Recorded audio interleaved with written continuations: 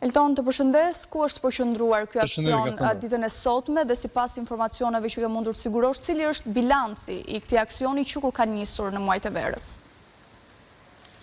Për nisë nga kjo e fundit, Kassandra, aksioni ka nisur prej muajit korrik, fillimisht në zonën e Lungomarës, duke ushtrirë më pas edhe në zonat e tjera të qytetit të Vlorës, ndërkohë që këtë të mërkur, ai ishte përqendruar kryesisht në rrugën transballkanike në qytetin Bregdetar, aty ku do të shemben të gjitha strukturat të cilat zënë hapësirat publike dhe që janë evidentuar nga Inspektorati i Mbrojtjes së Territorit dhe Policia Bashkiake e Vlorës. Në informacionin zyrtar të konfirmuar edhe nga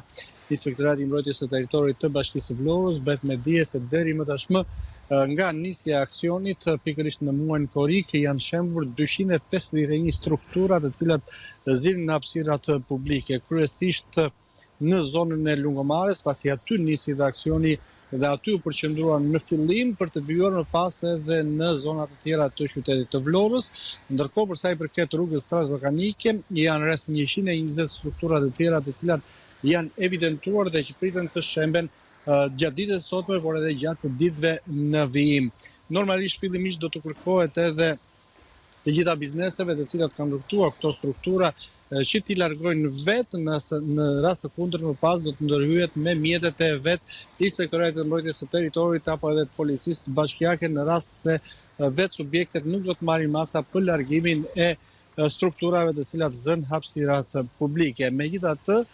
nuk është vetëm rruga transballkanike, në të dyja krahët e saj ku janë evidentuar rreth 120 struktura të ndërtuara me leje apo pa leje, por që zënë hapësirën publike dhe që duhet të shemben, aksioni të paktën siç edhe konfirmohet nga këto dy institucione do të vijojë më pas edhe në brendësi të lagjeve të qytetit të Vlorës, aty ku ka ende problematika pikërisht me strukturat që zënë sipërfaqe të konsiderueshme kryesisht në pallate dhe që janë ndërtuar në pjesë më të madhe të tyre, siç edhe konfirmohet nga Inspektorati i Mbrojtjes së Territorit, janë ndërtuar pa leje. Gjithsesi, gjatë ditës sotme, të paktën deri në fund të kësaj jave,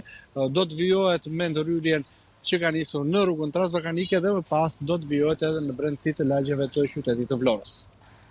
E qartë, Elton, faleminderit për këtë raportim të drejtë për drejtë.